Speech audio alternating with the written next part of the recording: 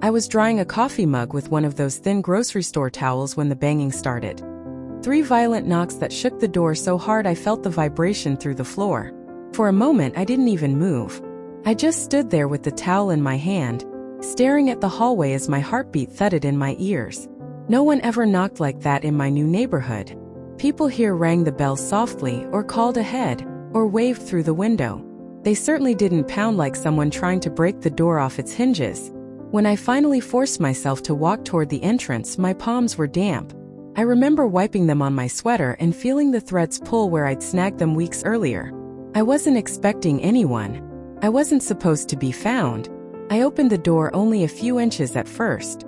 But the second I saw who stood on the other side, I felt the world tilt. My children. Jennifer. Michael. People I hadn't seen, hugged, heard, or spoken to in 15 long years. People who had ignored my calls, returned my letters unopened, sent every holiday gift back to my doorstep without a note. 2 grown adults who treated their mother like she'd died and somehow forgotten to lie down. They were standing on my porch like they had every right in the world to be there. "Mom," Jennifer said. Her voice didn't crack. There was no emotion in it at all, just irritation, like I'd inconvenienced her by making her wait outside. "Open the door. We need to talk." My legs felt unsteady. I opened the door a little wider, but I kept my hand on it. How did you find me?" My voice sounded small, like it belonged to someone else. Michael lifted a stack of papers, and when he shifted them in his hands, I heard the rustle of thick legal envelopes. He didn't bother with a hello. "This is important," he muttered. "We came a long way." The rain behind them soaked the shoulders of his jacket. Jennifer's hair clung to her cheeks in frizzy curls. They both looked older, thinner, more worn down. And yet they looked exactly the same as the day they walked out of my life. Cold, distant, unreachable. Jennifer pushed forward a little. "Let us in, Mom. This is serious." I didn't move. Something inside me, some old instinct I wish I didn't still have, expected an apology or even surprise. Maybe a soft "we've missed you," or "we're sorry it's been so long." But their eyes told me everything. They weren't here for me. They were here for whatever was in those papers. I stepped back just enough to see the top page.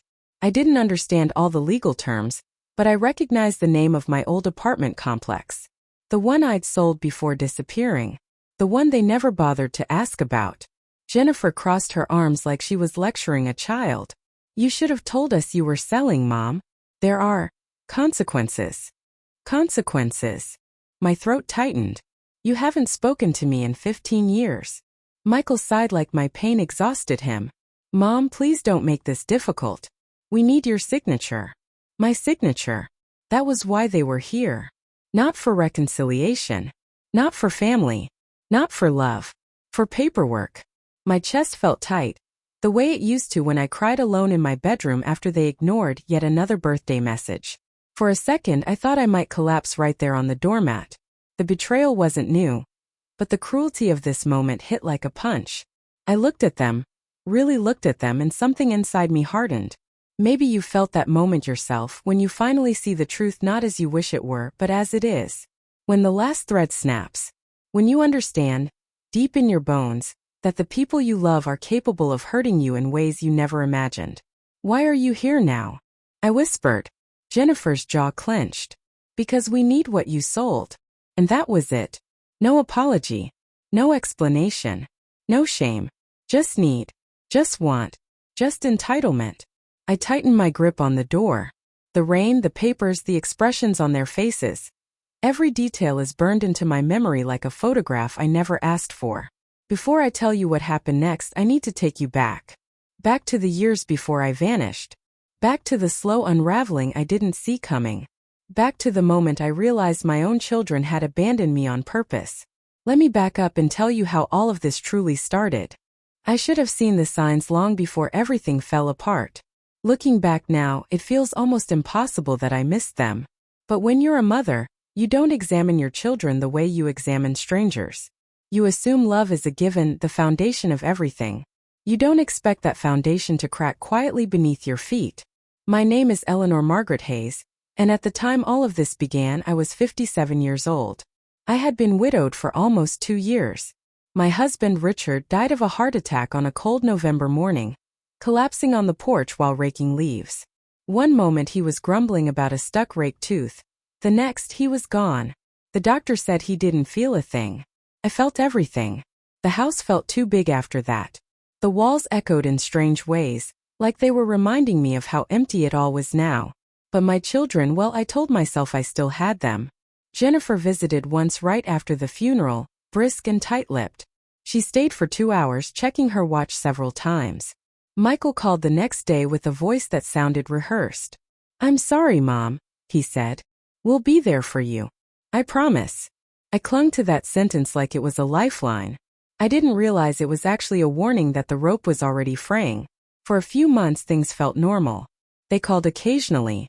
We had Sunday dinners, though they often canceled at the last minute. Still I held on. I didn't want to believe my family was changing shape without me. But then the distancing began, subtle at first. I remember the first red flag clearly. I had baked Jennifer's favorite apple pie and called her, asking if she wanted to come over and pick it up on her way home. She said, "Oh, Mom, I don't really eat sweets anymore." Trying to be healthy. That alone wasn't strange. What unsettled me was the way she said it. Flat, impatient, like she was brushing off a stranger offering her a gift she didn't want. The second sign happened a month later. Michael stopped answering his phone. Completely. Not even a quick text back. When I finally reached him through his office line, he sounded annoyed, like I'd interrupted something important. "Mom, I've been busy. You can't call me all the time." I wasn't calling all the time. I was calling twice a week. Once to check on him, once to ask how he was doing. Normal mother things. But after that conversation, I started hesitating before dialing his number. I didn't want to be a burden. The third sign still stings when I think about it. Christmas. Our first Christmas without Richard. I had decorated the tree the same way we always did, with the mismatched ornaments the kids made in elementary school, and the little wooden reindeer Richard carved during our first year of marriage. I cooked a big dinner for everyone. I set the table with the good plates. I waited all afternoon. Neither of them came. Jennifer texted one sentence. Something came up. Sorry. Michael sent nothing. I ate dinner alone at the table set for 4. I told myself they were grieving in their own way. I told myself families go through phases. I told myself anything except the truth, that the strings holding us together were loosening thread by thread. Over the next few years, the excuses multiplied. I'm overwhelmed at work. Traffic is terrible. I forgot, Mom. Sorry. Can't talk now. Maybe next week. But next week never came. I kept trying. I sent birthday cards. I mailed gifts for holidays. I left voicemails with updates about my life. I asked them about theirs. Some gifts were returned unopened. Some messages were deleted without being listened to. I could tell by the quick callback times on my phone bill. I didn't want to admit what was happening. I loved them too much. Or maybe I loved the memory of who they used to be. When I turned 65, I planned a small dinner at a restaurant Richard and I used to go to on special occasions. I invited both kids. Neither showed up. I sat alone at a table for 3, staring at 2 empty chairs and trying not to look like I was waiting for someone. The waiter eventually asked, "Should I bring out the cake now?" I nodded even though there was no cake. I couldn't make him walk away disappointed for me. By the time I turned 70, I had stopped making invitations. But I still called. Still sent cards. Still tried. 15 years. 15 years of unanswered calls, untouched gifts, echoing silence. Do you know what that kind of silence does to a mother? Have you ever waited for someone you love to remember you exist? The breaking point came quietly, almost insignificantly. I had mailed Jennifer a package, a framed photo of her as a child holding her first puppy. Something sentimental. Something I thought might thaw the ice just a little. 2 weeks later, the package came back with a yellow sticker slapped across the front. Return to sender, recipient refused. Refused. Not unavailable. Not moved. Not undeliverable. Refused. That word sliced something open inside me. Or maybe it cut the last string. I stood in the kitchen holding that package, staring at the sticker until the letters blurred. I felt like I was dissolving from the inside out. I didn't cry. I think I was past tears at that point. Instead, I sat down at my table and made a list. A list of everything I'd done to reach out. A list of every attempt. A list of every refusal. And then another list, things I could change. My name. My address. My phone number. My life. If my existence didn't matter to them, then maybe it was time to build a life where my existence mattered to me. Took months. Selling the apartment. Changing every piece of contact information. Closing accounts. Opening new ones. Packing a lifetime into 7 boxes in a suitcase. Looking for a new city where no one would expect anything of me. Where no one would look at me with pity when my children didn't show up again. The day I left, I stood in my empty living room. Bare walls, bare floors, nothing left but the indentations where furniture once stood. And I whispered, "Goodbye." I wasn't saying it to the house. I was saying it to the life I had tried so hard to keep alive. The new city felt like fresh air. I rented a small house with sunlit windows and a creaky porch swing. I planted herbs in the garden. I learned the names of my neighbors. I walked to the market on Saturdays and bought fresh bread from a woman who always greeted me like an old friend. For the first time in years I felt peaceful. Not healed, not yet, but no longer drowning. I changed my name officially. I updated my documents. I let my old phone number die without forwarding it. I disappeared from a world that had already erased me long ago. For months passed like that, quiet, steady, almost gentle. Until the morning Jennifer and Michael found my door. But to understand what they wanted, what they were truly after, you need to know one more thing. They didn't just abandon me. They planned it. And I had been too blind, too hopeful, too desperate for their love to see it. Everything that came next began with those early cracks, those small dismissals, those subtle shifts I kept excusing. I wish I had realized sooner. I wish I had known what they were really doing all those years. And I wish I could tell you that discovering the truth hurt less than their silence. But it didn't. I used to think silence was the cruelest thing my children had ever given me. But I learned something new in those 4 months after I disappeared. Silence makes room for clarity. When you're not begging for affection or waiting for someone to remember you exist, your mind starts noticing things you never allowed yourself to see before. And the first thing I saw, the first thing that made my stomach twist, was that Jennifer and Michael hadn't simply drifted from me over time. No, they had been pulling away deliberately, systematically, like a slow erasing, and I had let them do it. I didn't understand the purpose of it then. I didn't understand why anyone would want to erase their mother. But I was about to. Started with something small. It always does. I had been in my new home for 2 months when I got a phone call on my landline. Only 3 people had the number. The electric company, the market where I'd opened a small customer account, and Linda, a woman from my old church who still sent me Bible verses on Sunday mornings.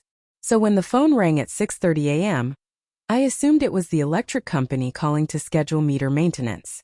But when I answered, the line clicked. Then someone hung up. I frowned. Maybe a telemarketer.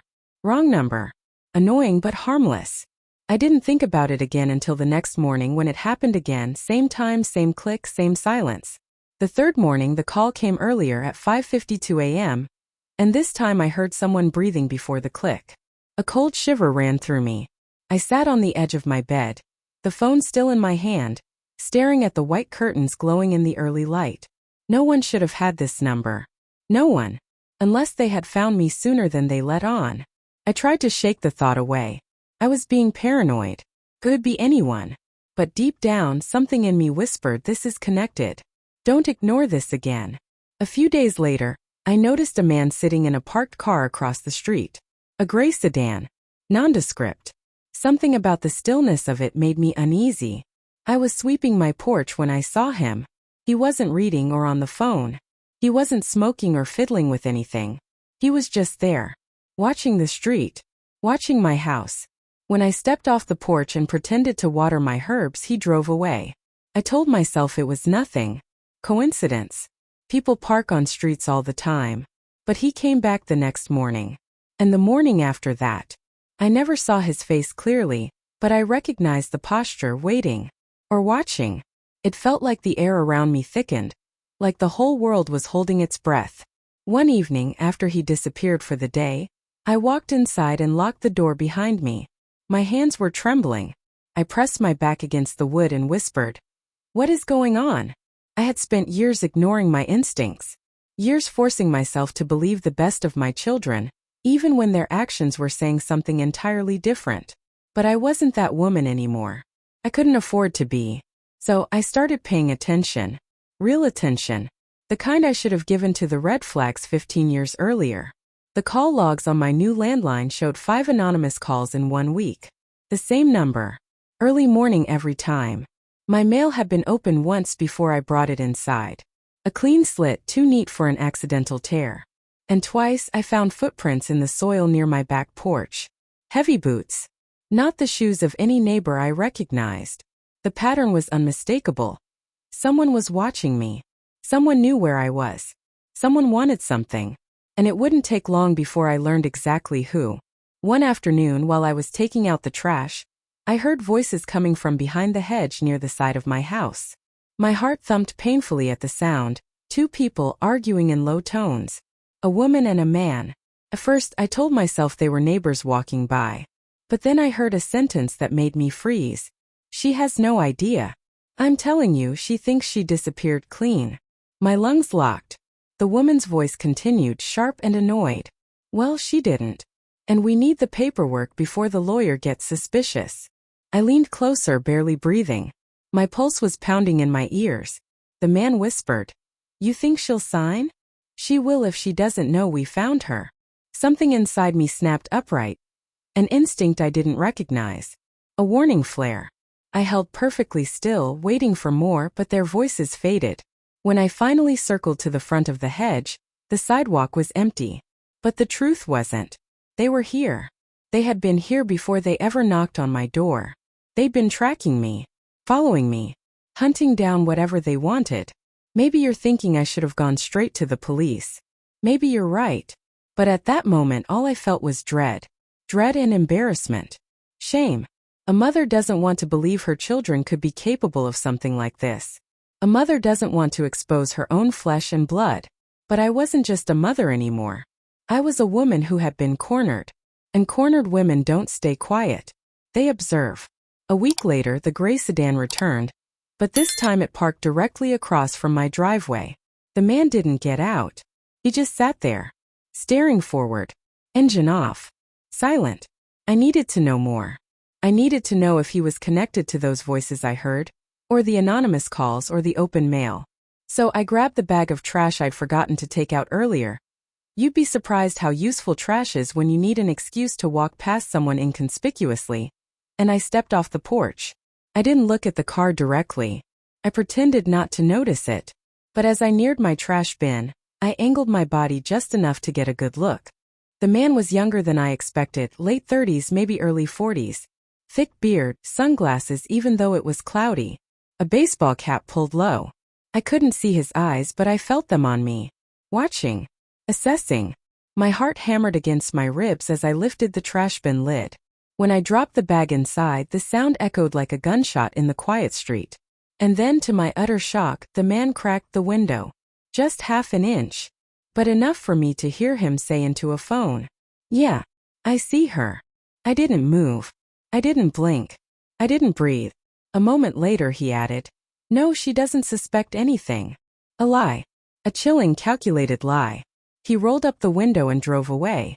I stood frozen on my driveway for nearly a full minute before my legs finally let me walk back into the house. That night I barely slept. Every sound made me flinch. Every creak felt like a warning. My mind kept replaying the voices by the hedge, the anonymous calls, the man in the car. Who would hire someone to follow a 70-year-old woman who had disappeared from her own life? Why? The answer came 2 days later in the most unexpected way. I was in the grocery store, comparing the price of 2 brands of olive oil, when I noticed a familiar figure near the end of the aisle. A tall man with a blue shirt and a wedding ring. I couldn't place him. I turned back to the shelves. A moment later he approached me quietly. "Mrs. Hughes." My stomach dropped. Hughes was the new name I'd taken. No one here should have known it. No one. I turned slowly. "Do I know you?" He looked uncomfortable. Not threatening, but uncomfortable in a way that told me he was about to say something he didn't want to. "My name is Thomas Reed. I live 2 streets down from you. We spoke once at the farmer's market." I vaguely remembered him buying strawberries from the stall next to mine. He lowered his voice. I didn't want to alarm you, but you should know there's been a man hanging around your property. More than once. My palms went cold. I've noticed, I whispered. Has he approached you? No. Has he threatened you? Not directly. Thomas nodded slowly, studying my face. Do you know why someone would be watching you? Yes, I said before I meant to. The word slipped out, fragile and terrified. Then quietly, but I don't understand the whole picture yet. Thomas hesitated. Then he reached into his pocket. I probably shouldn't get involved, but I used to work as a private investigator, and I know surveillance when I see it. The aisle around us hummed with the distant sound of carts and the beeping of registers. He handed me a small piece of paper with a number on it. If you see him again, call me. Don't open your door. Don't approach him. And don't assume he's harmless just because he hasn't acted. I stared at the paper. My hand trembled slightly. Why are you helping me? He looked at me with an expression I didn't expect. Compassion, tinged with something like guilt. Because you look like someone who's been hurt enough. I swallowed the knot in my throat. Thank you. That night, for the first time in my life, I closed every curtain in the house. I checked the locks 3 times. And when the phone rang at 5:55 a.m. the next day, I didn't answer. But I didn't ignore it either. I traced the number through an online service Thomas recommended. It wasn't cheap, but I paid it anyway. When the results came back 3 hours later, I felt physically ill. The calls were coming from a cell phone registered to a law firm. A law firm in my old hometown. A law firm that had handled several estate-related cases for Jennifer. My mind spun. Jennifer had hired a lawyer? For what? To find me? To track me down? Why? She had shown zero interest in me for 15 years. Why the sudden urgency? I needed answers. I needed to understand their connection to the man in the car, the lawyer's calls, and the conversation I overheard by the hedge. So I did something I never thought I'd do again. I went looking. I walked through my house and gathered every piece of mail, every receipt, every scrap of paper I'd accumulated since moving. I laid them out on the kitchen table. I studied dates, times, patterns. And that's when I noticed something chilling. Everything started shortly after I sold my old apartment. Less than 10 days later, the anonymous calls began. Less than 2 weeks later, the man appeared near my home. Less than a month later, someone had clearly gone through my mail. Whatever they wanted, it was tied to the sale. I sat at the table staring at the documents, my mind racing. What could possibly be worth all this trouble? Why hire someone to follow me? Why pressure me to sign anything? Assuming those papers Michael had held were part of this. The more I thought about it, the more a dark possibility began to form. A possibility I didn't want to admit even in my own mind. The apartment had been mine. Legally. Fully. Completely. But my husband had once mentioned something years ago in passing, about an old investment he'd made before we were married. Something he said might come in handy someday, though he never explained what it was. Something tied to that property. And if Jennifer and Michael had discovered it, my blood ran cold. The betrayal wasn't emotional. It was financial. They wanted something that had been hidden. Something valuable. Something I didn't even know existed. And I had walked straight into their trap without realizing it. For the first time in years, anger surged through me, not grief, not longing, not sorrow. Anger. Pure and clean and clarifying. My children weren't here because they missed me. They were here because they wanted to take something from me. And they thought I would be too weak, too desperate, too broken to fight back. They thought wrong. But I still didn't know how deep the betrayal went. Not yet. The truth, the full, horrifying truth, would come later. And it would change everything. I didn't fully understand how deep the betrayal ran until I forced myself to look for answers in the place I had been avoiding the most. My past. I had spent months trying to rebuild a life where my children couldn't hurt me anymore. And yet here I was standing in my kitchen with papers spread across the table, searching for the clues they had left behind. The next morning, after I realized the surveillance and the phone calls were tied to a law firm connected to Jennifer, something inside me shifted. The fear didn't disappear, but it stopped ruling me. In its place came a strange, determined calm. The kind of calm that only comes when you realize you have nothing left to lose. I needed to understand what they were after, and why now, after 15 years of leaving me to rot alone, They suddenly wanted something from me desperately enough to invade my new life and track me down like a fugitive. So, I went back to the only place I had been avoiding since I moved. My memory of Richard's old office. When my husband was alive, he kept every important document locked inside a heavy oak file cabinet. After he died, I put everything in boxes without reading any of it. It hurt too much at the time. I couldn't look at his handwriting or the old sticky notes he had left for himself. And then, after the years of silence from my children, I convinced myself the past wasn't worth reopening. But now, that past might have held the key to understanding why my children suddenly cared about me. I went to the small storage unit I had rented when I moved cities. The place smelled like dust and cold metal, and the fluorescent lights hummed above me. I opened the unit and stared at the boxes stacked inside. Old photos, kitchen items, a few of Richard's tools, and then the one box I knew I needed. The one labeled Richard's office. My hands trembled slightly as I opened it. Inside were folders, envelopes, receipts, notebooks, and a few worn binders with his handwriting scrawled on the covers. As I sifted through the documents, nothing made sense to me at first: bank statements, tax returns, old insurance policies. Then I found a folder marked Oak Ridge Property, Confidential. The sight of it made my stomach clench. Oak Ridge was the name of the apartment complex I had sold before disappearing. Why would Richard have labeled anything about our old apartment as confidential? I opened the folder carefully. Inside were documents dated years before we even bought the apartment, papers tied to an investment Richard made in his 20s. I read them slowly, line by line, trying to understand. It looked like he had invested in a small housing development project that never took off. According to the papers, the company dissolved, and the assets were transferred to private investors, including Richard. Then I found a letter. A letter addressed to Richard dated 22 years ago, explaining that due to a legal oversight, a portion of the land associated with the project had never been claimed. And because Richard was one of the private investors, he technically owned a share. A share that was now worth, I didn't even know how much. But judging by my children's desperation, it wasn't small. My hands went cold. I realized what had happened. When Richard and I bought our apartment in the Oak Ridge complex decades later, it wasn't just a home. It was sitting on land partially linked to his old investment. When I sold it, unknowingly, I sold more than just the apartment. I had sold something tied to that land share. Something valuable. Something my children wanted. I sat back on the concrete floor of the storage unit, the folder open in my lap. My throat tightened with a wave of confusion, grief, and dawning horror. How much did Jennifer know? How much had she discovered? And what was she trying to get me to sign? I didn't know, but I knew one thing. They weren't just after money. They were after ownership. Legal ownership of something I had unknowingly triggered by selling the apartment. Something that required my signature to finalize. And they wanted it badly enough to track me down. Badly enough to hire someone to watch me. Badly enough to try to manipulate me into signing something without explaining what it was.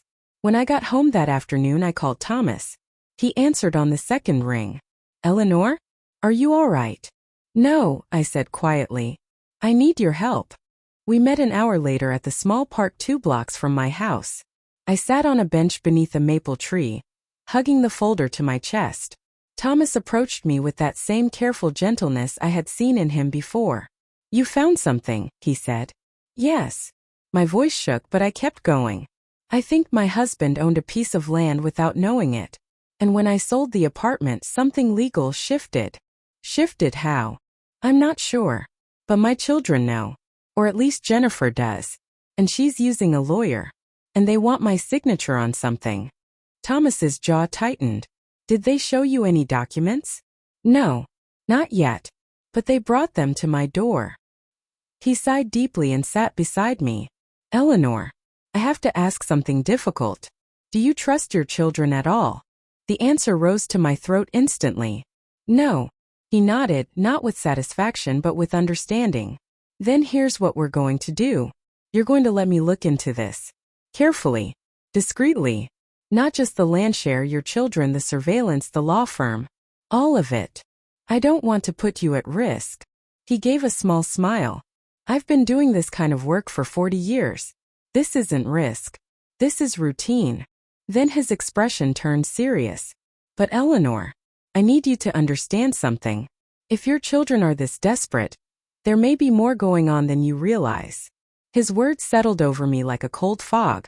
Over the next week, Thomas began investigating quietly while I stayed alert in my own home. I logged every anonymous call. I documented the gray sedan's appearances. I kept a notebook of every strange detail: footprints, moved objects, mail tampering. And then things escalated. One morning I walked into my living room and instantly felt something was wrong. The air smelled different, like someone had been inside. A faint cologne scent I didn't recognize lingered in the air. I checked the front door. Locked. The back door. Locked. Then I saw it, the slightest change. The framed photo of Richard on the bookshelf had been turned inward, facing the wall. My heart thudded painfully against my ribs. Someone had been in my house. I backed away slowly, my breath shaking. I didn't know if they were still inside. I reached for my phone with trembling hands and called Thomas.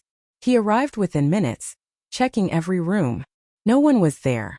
But when he returned to the living room, his face was grave. "They were looking for something," he said. "Something small. Something you might not notice missing right away." I wrapped my arms around myself. "The documents from storage. They're safe? They're still where you hid them?"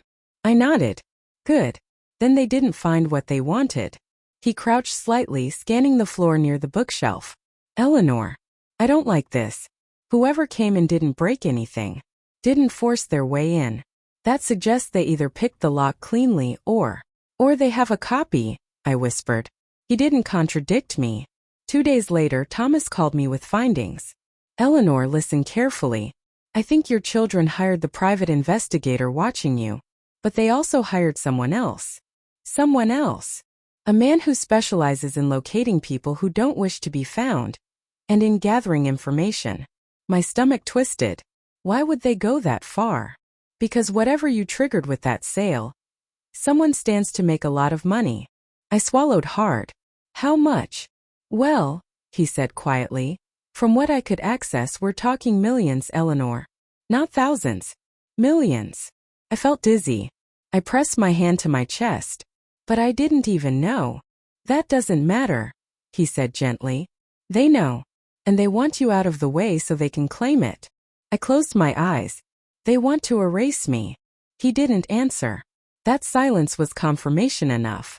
So we shifted from discovering the truth to collecting evidence. Together we gathered proof. I kept every anonymous call logged. Thomas photographed the gray sedan and traced the plates.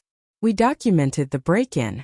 We recorded the conversation I overheard by the hedge. Thomas showed me how to recreate the sound and recount it accurately. We gathered records from the law firm showing Jennifer's connection. We interviewed the property buyer who purchased my apartment, discreetly, without revealing who I was. Piece by piece the puzzle formed. The more we discovered, the clearer the picture became. Jennifer had discovered the land share months ago. Michael had joined her, probably reluctantly at first. They had hired a lawyer to dig deeper. The lawyer found my name on the sale. The sale triggered the legal value. But they couldn't access it without my signature. When I disappeared, they panicked. They hired people to track me down. They planned to corner me into signing the documents. And they needed to do it soon because the buyer of my apartment had hired their own lawyer to understand the property rights. Meaning, if I didn't sign soon, my children would lose everything they thought they were owed. Which made them desperate. And desperation makes people dangerous. I spent many nights lying awake, staring at the ceiling, trying to understand how two people I had raised with bedtime stories and birthday cakes had turned into strangers capable of something like this. But Thomas kept reminding me, "This isn't love, Eleanor. This is greed. And greed changes people." The final proof came one afternoon when Thomas showed up at my door carrying a small black device. "We need to check for something," he said. "What?" "Bugs." My heart lurched. "You think they?" "Let's just be sure." It didn't take long. He found one inside the vent behind my bookshelf. A listening device. Small. Expensive. Professional. I stared at it with a mixture of disbelief and nausea. They were listening to me? "Not just listening," he said quietly. "Monitoring. Waiting for the right moment." I sat down on the couch slowly, my legs weak. "Thomas, what do I do?" He sat across from me, his expression firm. We're going to turn this around. They think you're confused, weak, lonely, but you're none of those things. And now you have proof. You have everything you need to protect yourself. I nodded, but my throat tightened. Protect myself how? Legally. He nodded. Legally. Strategically. Completely. And Jennifer and Michael? His voice softened. They won't see it coming. The rest of that week was spent building my case, collecting documents, recording new evidence, preparing for whatever they were planning. But the moment that truly changed everything, the moment that showed me exactly what I was up against, came late one night when I stepped outside to bring in my trash bin. The gray sedan was parked directly across from my house. For the first time, the man inside didn't hide. He rolled down his window as I approached, and his voice was steady, calm, almost casual. You should really talk to your children, ma'am. I froze. My mouth went dry. Who are you? I'm someone who gets paid to find people. He tilted his head slightly, and to help them make the right decisions. My skin crawled. Are you threatening me? No, he said lightly. Not at all. But they're your family, and they've been trying very hard to reach you. I stared at him, the realization hitting me like a blow. He wasn't warning me. He was manipulating me, gaslighting me, the same way my children had tried to do for years. I stepped back. Stay away from me. He smiled slightly. We just need one signature. That's all. I turned and walked inside without another word. My heart was pounding so loud I could feel it in my fingertips. The next morning I called Thomas. Thomas, I whispered. They're coming. His answer was calm, steady, exactly what I needed. Then you need to be ready. I'm not ready, I said. Yes, he said firmly. You are. That afternoon he sat with me at my kitchen table and outlined the next steps. Legal steps. Protective steps. Strategic steps. Steps that would give me control again. Steps that would set everything into motion. By the time he left, the plan was in place. I wasn't the hunted anymore. I was preparing my counterattack. I just didn't know how soon I would need it. Because the very next day, my children showed up at my door. And they brought everything with them. I always imagined that if my children ever showed up after all those years of silence, I would cry. I would fall into their arms and ask what went wrong. Or maybe I would yell, demand answers, demand apologies. Something dramatic, something emotional, something fitting for a reunion 15 years overdue. But when I opened the door and saw Jennifer standing on my porch with Michael behind her, flanking her like a shadow, I didn't feel any of that. I felt nothing. Or maybe it wasn't nothing. Maybe it was the shock of finally seeing the face of the enemy and realizing the enemy was blood. Mom, Jennifer said in a bright, rehearsed voice. Wow, you look different. I didn't answer. I didn't step aside to invite them in. Michael shoved his hands in his pockets, his eyes darting to the side. Can we come in? No. That single word wiped the rehearsed smile off Jennifer's face. They exchanged a look, quick, irritated, surprised. They hadn't expected resistance. They had expected the mother they remembered. Eager, desperate, endlessly forgiving. But she was gone. What do you want? I asked. Jennifer cleared her throat and held up a manila envelope. We came to talk. There's some paperwork we need you to look at. Nothing serious. Serious enough that you hired a lawyer, I replied. Her expression flickered. Michael stepped forward. Mom, this is being blown out of proportion. We didn't hire. You did, I cut in. And you hired other people too. Jennifer's smile vanished completely. She lowered the envelope slowly. Can we talk inside? She asked tightly. No, I repeated. Say whatever you came to say right here. A muscle in her jaw ticked. Fine. She took a breath, then said in a careful, measured tone. There's been a complication with the apartment sale. My heart pounded, but I stayed calm. Go on. Well, she said. There's a legal issue with the land the building sits on. Something about an old investment Dad made. The lawyers need your signature on a couple forms to finalize everything. Finalize what? It's complicated. No, I said. Explain it. Michael groaned softly. Mom, please. This is already a mess. The buyer's attorney is threatening to. Threatening to what? His jaw tightened. To block the release of certain assets. And there it was. Not even 30 seconds and they had slipped. Assets. Not documents. Not clarifications. Assets. Jennifer shot him a glare, but the damage was done. I crossed my arms. Whose assets? Jennifer's voice went cold. Mom, stop making this difficult. I'm not making it difficult. I'm asking questions. You don't need to ask questions, she snapped. You just need to sign. I felt the world go still. Half of me had expected this conversation to be manipulative, emotionally loaded, maybe even guilt-ridden. But Jennifer wasn't even pretending anymore. No softness. No concern. No apology. Just impatience. Just greed. I stared at her, really stared at her, maybe for the first time in my life. This wasn't the daughter who once cried in my lap when she failed her first math test. This wasn't the young woman who held my hand in the hospital the day Richard died. This was someone else. Someone I didn't know. Someone who didn't know me. I spoke quietly. You ignored me for 15 years. Michael rolled his eyes. Mom, not this again. I cut him off with a sharp look. 15 years of calls. Messages. Birthdays. Holidays. Nothing. Not a word. Jennifer swallowed but didn't respond. And now, I said, the moment something goes wrong financially, the moment you need my signature, you show up on my doorstep. Mom, Jennifer tried again. You didn't come back for me. Silence. You came back for money. Jennifer's face hardened. That's not fair. No, I said, it's not. But it's true. She took a step toward me, the envelope held out like a weapon disguised as paper. Mom, listen. This is bigger than you understand. There's a legal deadline. If you don't sign these forms, everything becomes complicated for us. For you, I corrected. Not for me. Her voice sharpened like a blade. Mom, stop. Michael stepped in. Look, we're trying to fix this. The least you can do is cooperate. Cooperate, I repeated. Like a criminal? We didn't say that. You didn't have to. Jennifer exhaled sharply, frustrated. Mom, you sold the apartment without telling us. Why would I tell you? I asked. You hadn't spoken to me in over a decade. That's not the point. It absolutely is, Michael muttered. This is unbelievable. Under his breath. Then Jennifer did something I hadn't expected. She softened. Her shoulders slumped. Her voice wavered. A performance. Mom, she said gently. We just want to help. Please.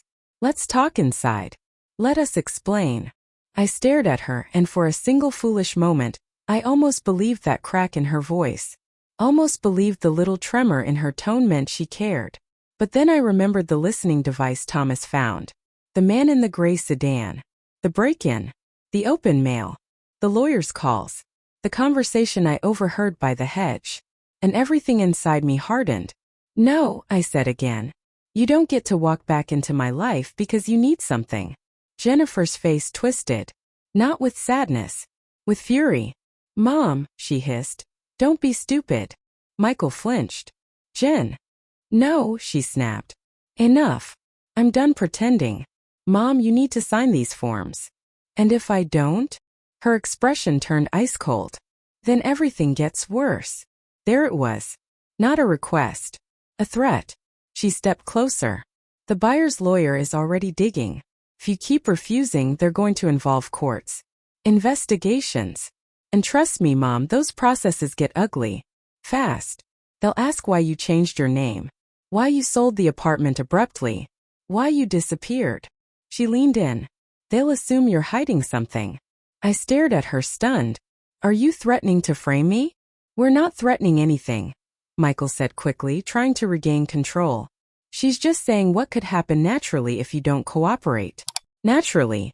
As if they hadn't engineered every inch of this disaster. Jennifer shoved the envelope toward me. Sign the papers, Mom. I didn't move. She pushed the envelope against my chest. Sign them. I shoved the envelope back. I will not. Heat exploded across her face. Mom, you don't understand. I understand perfectly. She blinked, thrown off. What? I know everything. Her lips parted. I know about Dad's land share. The investment. The value of the property. The documents you need. The phone calls. The private investigator. The listening device. My voice tightened. I know you've been watching me. Michael took a step back, pale. How did you? Fear of losing money. I felt something inside me click into place. Strength. Leave, I said. Michael tried to find his voice. Mom. Leave, I repeated louder now. Jennifer clenched her jaw. This isn't over. It is, I said softly. For you. She stared at me, something dark simmering behind her eyes. Then she turned, grabbed Michael's arm and pulled him toward the steps. But before descending, she looked back one last time. And she said the sentence that changed everything. You think you're out of this? You're not. If you don't sign, someone else will make sure you do. Then they left. Not angrily. Not hurriedly. Calmly. Confidently. As if they weren't walking away from a mother, but from a deal. I closed the door quietly and locked it. My hands shook. My breath trembled. I sank into the nearest chair, feeling like the world had tilted sideways. Not because of the threat, but because something finally snapped into clarity inside my mind. All these months I thought they wanted me to sign something for them. But that last sentence. Someone else will make sure you do. Someone else. Someone I didn't know. Someone they were working with. Or someone they owed. Or someone who had more to lose than they did. This wasn't just Jennifer and Michael anymore. This was bigger. Much bigger. My children weren't the masterminds. They were the middlemen. And whoever stood behind them, that was the real danger. The real enemy. The real threat. I sat in my quiet living room, listening to the fading sound of their car driving away. And for the first time since moving, I felt something pierce through the fear. Resolve. This was the turning point. The moment I stopped being hunted. The moment I understood what was truly at stake. The moment I realized, to survive this, I had to stop being their mother and start being their opponent. When my children left my porch that day, their words hung in the air long after the sound of their car faded. Someone else will make sure you do. That sentence crawled under my skin and stayed there, tapping like a fingernail against a window I hadn't realized was cracked. For the first few hours I didn't move. I sat on my couch staring at the front door as if it might open again at any second. My breathing was shallow, shaky. The way it gets when your body senses danger before your mind fully understands its shape. It wasn't just Jennifer now. Not just Michael. There was someone above them, someone they feared more than they resented me. Someone powerful enough to make my own children look like pawns. And if that person existed, then the storm wasn't coming. It was already here. Before nightfall, Thomas arrived. He didn't knock. He sent me a text from his car. I'm outside. I let him in and locked the door behind him. The moment he saw my face, he knew. They came, he said quietly. Yes, I whispered. They came. He removed his jacket and sat across from me. Tell me everything. I told him. Every word, every expression, every threat disguised as an option. I even repeated Jennifer's final line. When I finished, Thomas leaned back slowly. He rubbed his jaw the way people do when they're calculating risk, not for themselves but for you. That means they're out of time, he said. Out of time for what? For whatever deal they made. His eyes darkened. They didn't just discover the land value. They owe someone. Or they promised someone something. I swallowed hard. Who? That's what we're going to find out, he said simply. He stood, walked to the dining table, and opened the folder again, flipping through the documents Richard had left behind. There's something off in these papers, he murmured. Something missing. I frowned. Missing? Yes.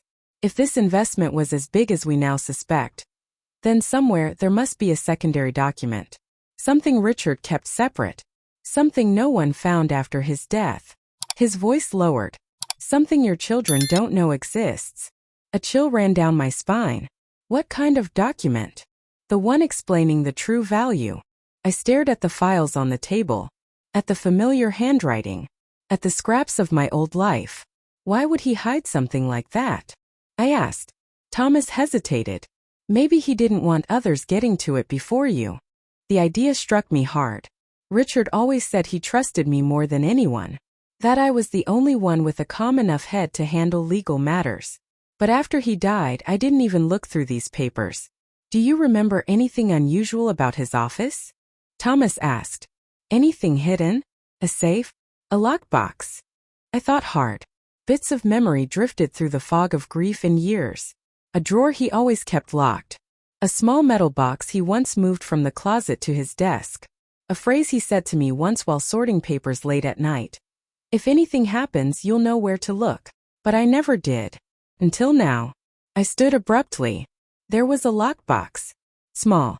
Gray. He kept it behind the bookshelf. Thomas's eyes lit with purpose. Do you still have it? Yes. But I haven't touched it in years. I didn't even have the code. Show me.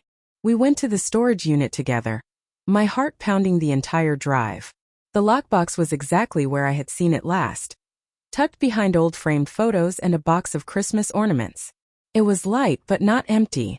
Back home, we placed it on the table. Thomas inspected it like a bomb technician. What was the code? He asked. I don't know. I never knew. Think. Dates? Birthdays? Anniversaries? I shook my head helplessly. Richard hated using predictable numbers. He paused. What about something sentimental? I stared at the lockbox, the faded metal reflecting the overhead light. I let my mind drift, not toward the facts but toward the feelings. The way he always joked that I was the one who kept him grounded. The way he left me little notes around the house. The way he always said the same number when he bought lottery tickets, even though he never told me why. A number flashed into my mind. Try 417, I said softly. Why that? It was the number of our first apartment. Thomas entered it. The box clicked open. I gasped. Thomas froze. Inside was a single envelope, yellowed with age but sealed. On the front, in Richard's handwriting. For Eleanor, only if necessary. My throat tightened. I sat down slowly. With trembling fingers, I opened the envelope. Inside were 3 papers. 2 typed. 1 handwritten. I read the handwritten one first. If you are reading this, something has happened. The Oak Ridge property has more value than anyone realizes. Never sign anything without full disclosure. Protect yourself. Protect what is yours. Trust no one except those who prove they deserve it.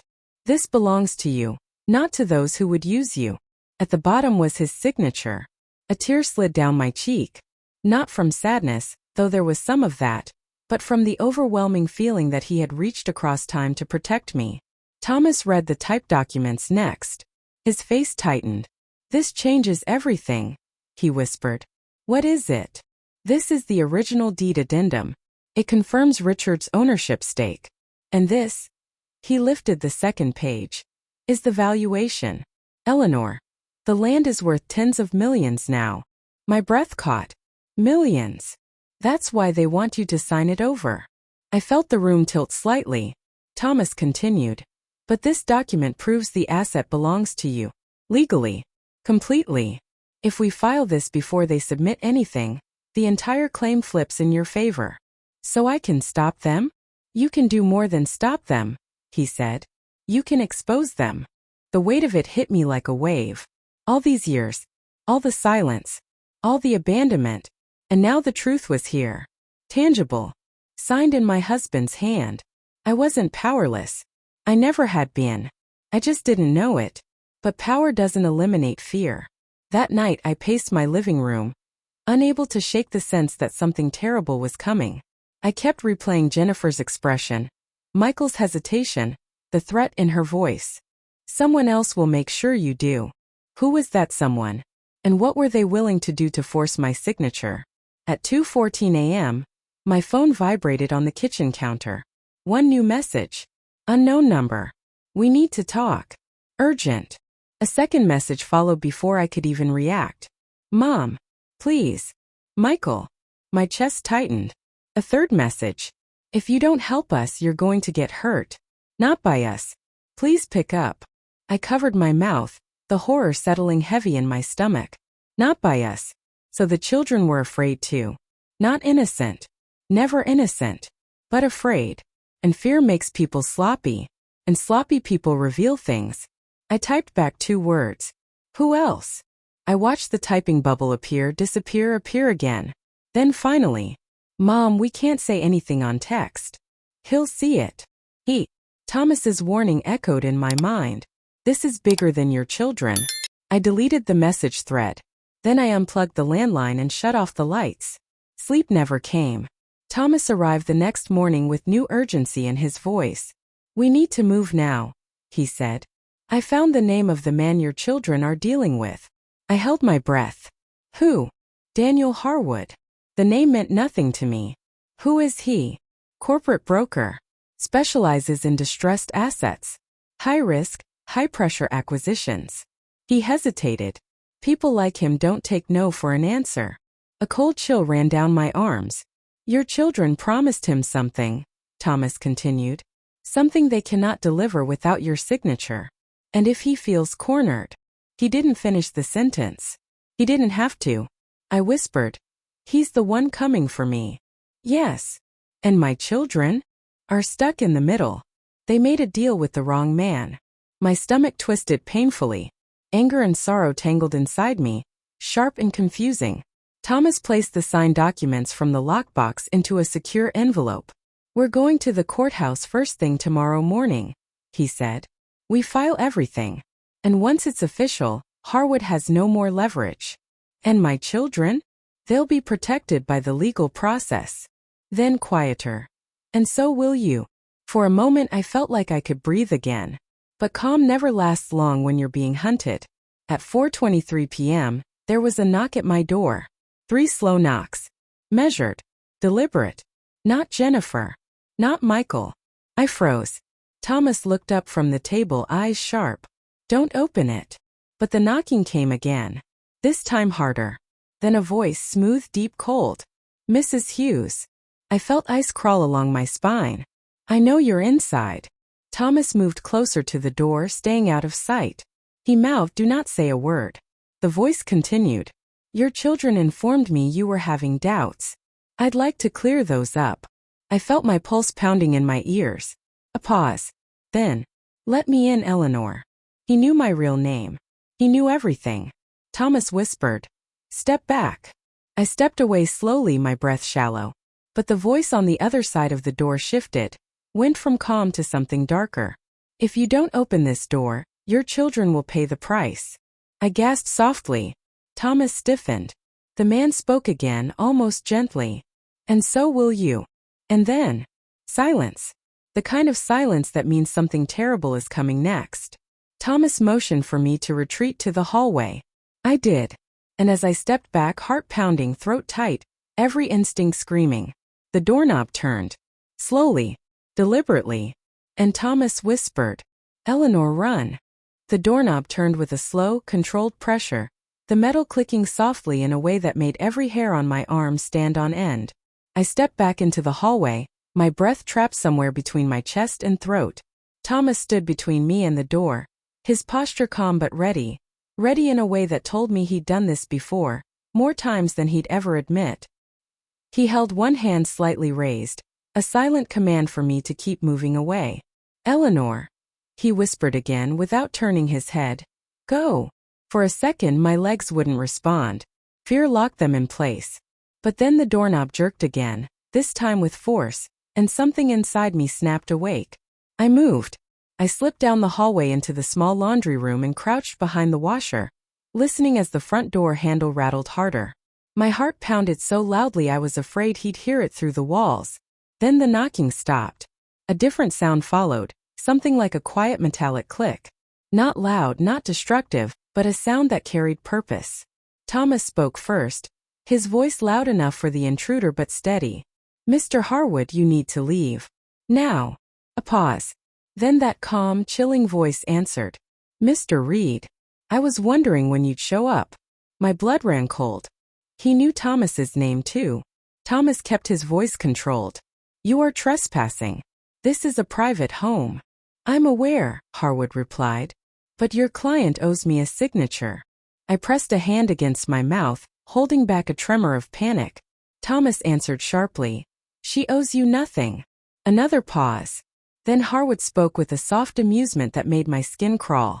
That isn't how your clients saw it. They came to me. They made promises. And now you're advising her to break them. Thomas didn't respond. Harwood continued. Open the door, Mr. Reed, before this becomes unpleasant. My pulse hammered. I braced for the sound of the lock breaking, or the door being forced open. But instead the voice stayed calm, too calm. You know what's interesting, Harwood said conversationally, is how predictable all of this is. A woman disappears after selling a property with hidden value. Her children panic. They come to me for help, make agreements they can't honor, and suddenly she resurfaces with a lawyer of her own. It's all very dramatic, Thomas snapped. Back away from the door. And if I don't? Then I call the police. Harwood gave a low chuckle. Do that. I'll enjoy explaining to them how you interfered with the legal transaction. That's not what's happening, Thomas growled. Oh, but it is. Harwood's voice lowered. The only missing piece is her signature. Once she signs, everyone goes home happy. From my hiding place, I whispered to myself, everyone but me. There was a long silence. I imagined Harwood standing there, hands still on the doorknob, calculating. He wasn't the type to act impulsively. Everything he did was controlled, tactical. That terrified me more than any threat could. Then he spoke again, this time louder, so I'd hear him clearly even from the laundry room. Eleanor. I stiffened. I know you're listening. My heart squeezed painfully. I don't want a confrontation, he said. Truly. I want efficiency. You sign the documents and this all ends. Your children made a mistake. They involve someone they shouldn't have. But you can fix it. Fix it. That word burned. Fix the mess they created. Fix the mess they dragged me into. Fix the consequences of their greed. I felt something tighten in my chest, not fear. Not grief. Resolve. He continued. You're a reasonable woman. Practical one. I've read your records. My breath caught. Records. He had gone through my life. Open the door, he said softly. Let's talk like adults. No games. Before Thomas could respond, Harwood added, if you don't, your children will deal with the fallout. And trust me, they will not survive it unscathed. My breath cracked. He wasn't just threatening me. He was threatening them. Not out of love, but out of understanding. Because even after everything they'd done, some part of me still cared what happened to them. A small part, battered and bruised but still alive. Harwood knew that. And he was using it. Thomas moved closer to the door. Harwood, walk away. This is your last warning. For a moment silence hung thick in the air. Then Harwood exhaled. A slow, amused sigh. I see. You're not opening the door. That's unfortunate. A soft tap on the wood followed. Gentle. Almost polite. Then, I'll give you time. But not much. My heart froze. I expect a call from you by tonight, Eleanor, he said calmly. Or I'll make other arrangements. With that, footsteps moved away from the porch. The creak of the steps followed. Then the soft thump of someone walking on gravel. Thomas waited a full 20 seconds before peering through the window. He's gone, he whispered. I stood carefully, legs trembling. When I walked into the living room, Thomas was still watching the street.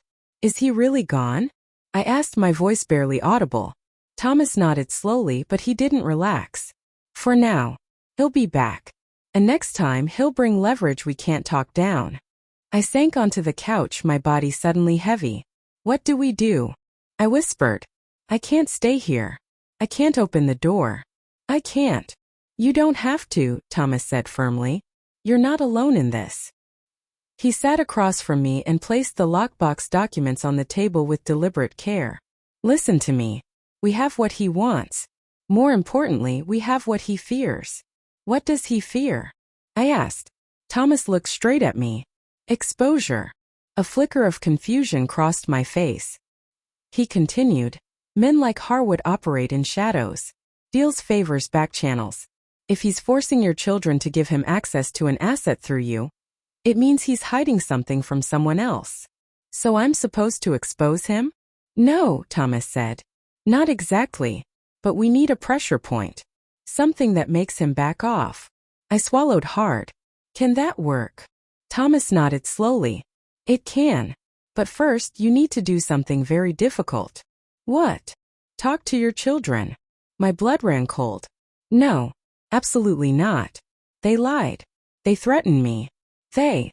I know, Thomas said gently. But Harwood is using their fear against them. If we want to break that chain, we need to separate them from him. I shook my head. They don't deserve my help. Maybe not, he agreed softly.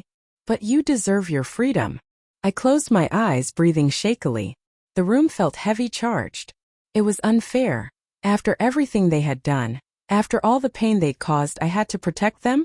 But Thomas was right. If I didn't, I would never be free. That night, just after 8 p.m., my phone buzzed. Not once. Not twice. 6 times. Jennifer. Michael. Unknown number.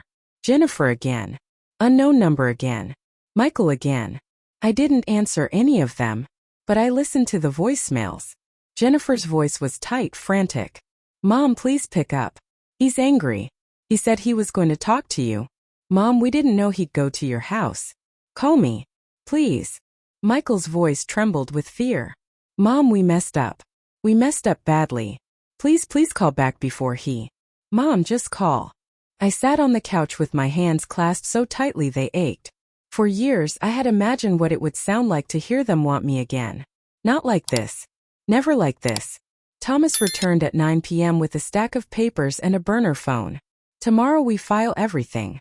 Once it's in the system, Harwood loses leverage. But tonight? I asked. Tonight, he said.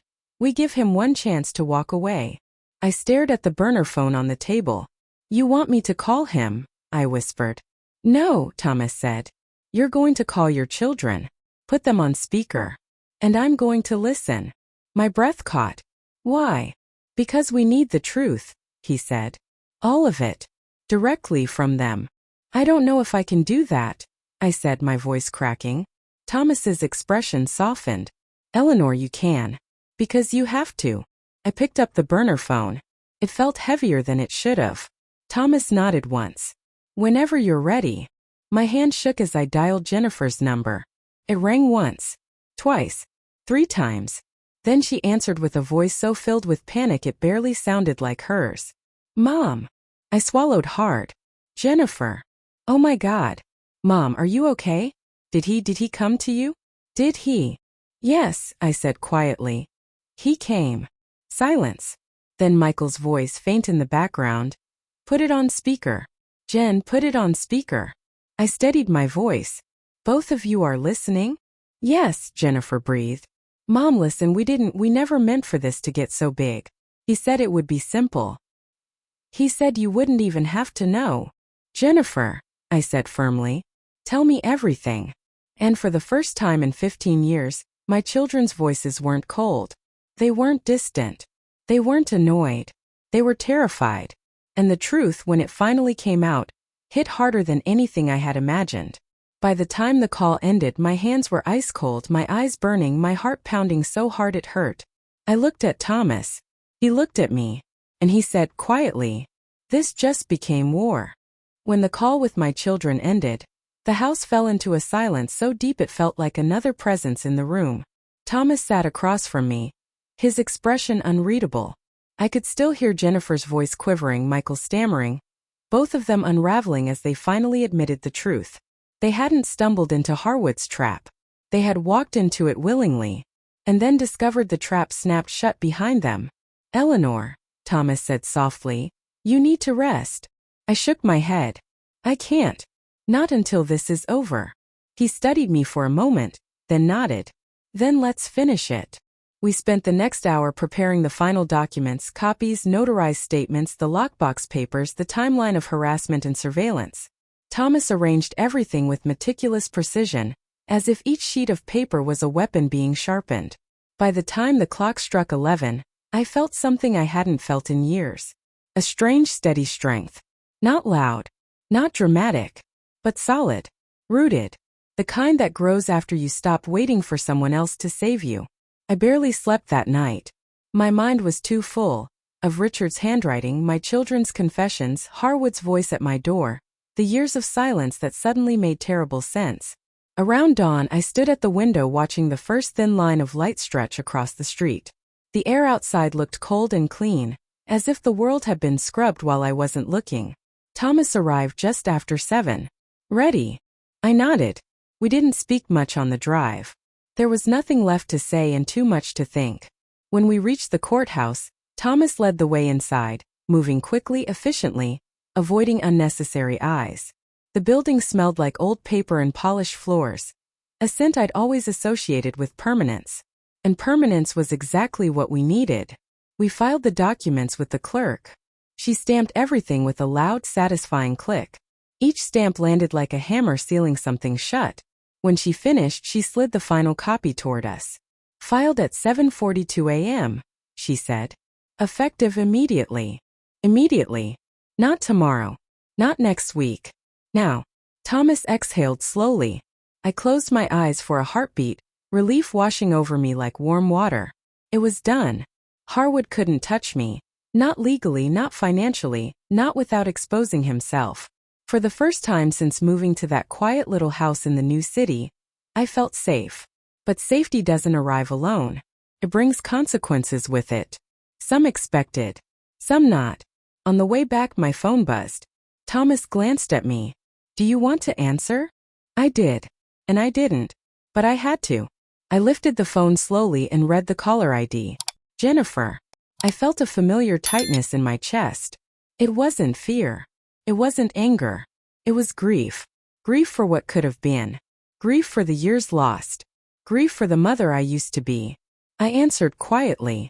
Yes. Her voice sounded hollow. Mom, did you file something? Yes. A soft, shaky breath. Harwood called us this morning. He's furious. I didn't respond. He said we ruined everything, she whispered. That it's over. It is, I said. She was silent again before adding very quietly, I'm sorry. The words were paper-thin, trembling, fragile. They didn't erase anything. They didn't heal the wounds. But they were something. A beginning of something. Or the end of something.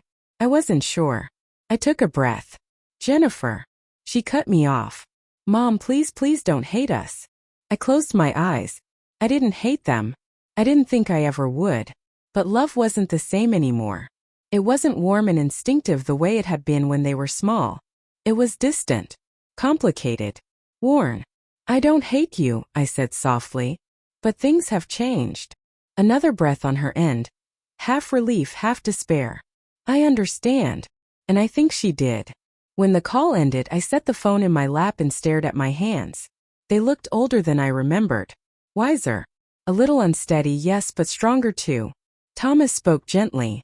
You handled that well. I'm not sure, I whispered. But part of me knew I had. Harwood didn't come back to my door. Not that day. Not the day after. Not ever. Thomas kept watch for a week, checking the street at different hours, scanning the corners for familiar cars or unfamiliar faces. Nothing appeared. Then slowly the noises in my house stopped sounding like threats. The shadows stopped feeling like warnings. The silence stopped feeling like loneliness. One morning, about 2 weeks after filing the documents, I stepped outside to water my small garden. The air was warm, the sun soft, and for the first time in a long while I didn't look over my shoulder. My phone buzzed in the pocket of my sweater. An unknown number. My heart skipped, but only once. I answered calmly. Hello. A pause. Then Michael's voice, quiet, hesitant. Hi, Mom. I leaned against the porch railing. Hello, Michael. I just wanted to say. His voice cracked slightly. I should have stopped her. I knew it was wrong. I knew Harwood was. Mom, I'm sorry. I really am. I waited. There's no excuse, he continued. But I want to do better. If you'll let me. The old me might have rushed to comfort him, to soothe him, to carry his guilt for him. But I wasn't her anymore. You can do better, I said gently. Whether I let you or not. Silence. Then a soft, surprised exhale. Okay. I understand. We didn't say goodbye. The call simply ended, and with it a weight lifted, not completely but enough. That evening Thomas came by with 2 cups of coffee. How are you feeling? He asked. Strangely peaceful. He smiled. You earned that. I took a sip, warming my hands around the cup. Thomas, thank you. For everything. You don't need to thank me, he said. You did the hard part. You faced them. I shook my head. I couldn't have done it alone. He studied me for a moment before saying softly, "You're stronger than you think, Eleanor." I felt tears prick my eyes, not from sadness but from something gentler, something like pride. When he left, I sat on the porch until the sky turned violet and the street quieted. I listened to the distant hum of a world that kept moving no matter how many times mine had stopped. And for the first time in years, I didn't feel like I was waiting for someone to come home, or waiting for a phone call, or waiting for forgiveness that never arrived. I wasn't waiting at all. I was living. My life. My choices. My name. My future. The chapter that came before was written in pain. But the one ahead, I would write that myself. I closed my eyes, breathed in the night air, and whispered to no one, "I'm free.